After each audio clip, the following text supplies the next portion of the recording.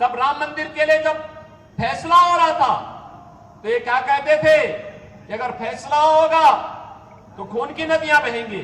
अरे हमने कहा देखो हम हैं यूपी में, चिंता मत करो, खून की नदियां नहीं, एक मच्छर भी नहीं मरने वाला, चिंता मत करो। और भाइयों, यूपी में पिछले 7 वर्ष में एक भी दंगा नहीं हुआ। 25 करोड़ की आबादी है, एक दंगा नहीं, कोई कर्फ्यू नहीं, और बड़े बड़े माफिया, एक तरफ राम मंदिर बना है और दूसरी तरफ बड़े बड़े माफियाओं का राम नाम सत्य है कि ये है यूपी। नमस्कार, कैसे हैं आप सब ठीक, बढ़िया। तो ये थे योगी आदित्यनाथ। हमेशा की तरह उनके स्टेटमेंट, उनके काम चर्चा में रहते हैं क्योंकि इतना अच्छा काम ही करते हैं।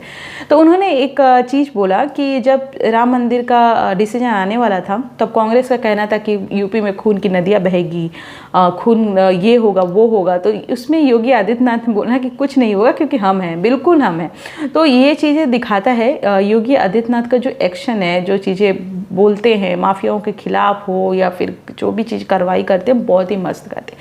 इसके सिर्फ राम मंदिर ही मुद्दा नहीं, 370 आर्टिकल जब हटा तब भी कांग्रेस का यही कहना था कि 370 आर्टिकल हटेगा तो दंगा होगा, ये होगा वो होगा।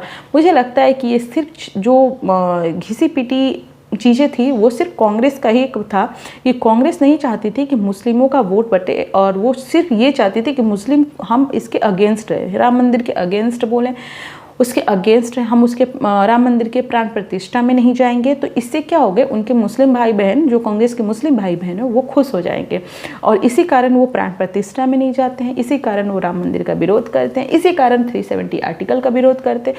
लेकिन होता क्या है, कुछ नहीं होता है, कोई फ़ायदा होता नहीं, क्योंकि कांग्रेस दंगा करवाना, अफरा तफरी करवाना, ये हमेशा से कांग्रेस की चाल रही है। अब देखिएगा, जब से बीजेपी की सरकार आई है, आप मुझे बताएं दंगा कहाँ हुआ है?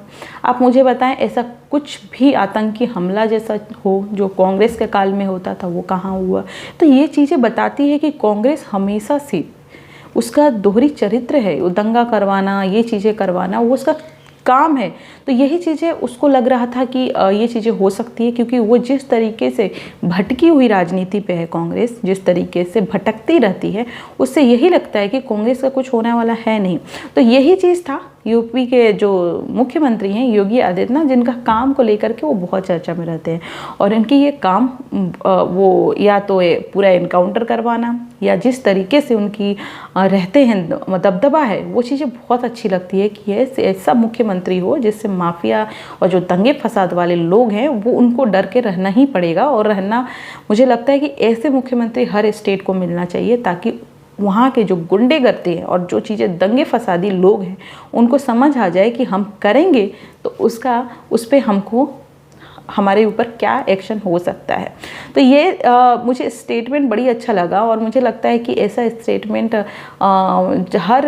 हर एक मुख्यमंत्री के अंदर होना चाहिए कि उनके बातों से, उनके कामों से कम आम पब्लिक नहीं, गुंडे मवाली डरे, ताकि तब मुझे लगता है कि ये एक असली चीज़ें होती है कि आप राज्य को क्राइम मुक्त और भय मुक्त कैसे बनाएंगे, वो एक बहुत बड़ा एक्शन होता है। तो ये स्टेटमेंट पे क्या कहना है आपका, मुझे कमेंट करके ज़रूर बताएं। मुझे लगता है कि ये बहुत सही था, और जिस तरीके से योगी आदित्यनाथ बोलते हैं उससे लोगों के मन में बहुत उत्साह उठती है, और ये कॉन्फिडेंट होता है कि ये हमारा राज्य भय मुक्त है, कोई डर नहीं है। और ये सबसे इम्पॉर्टेंट है, किसी भी राज्य में रहने के लिए सबसे पहले आपके अंदर डर ना हो कि कोई गुंडे मवाली हो, माफियाओं का डर ना हो। शांति से, पहले तो हमें शांति से रहना, वही हमारे लिए बहुत बड़ी बात होती है।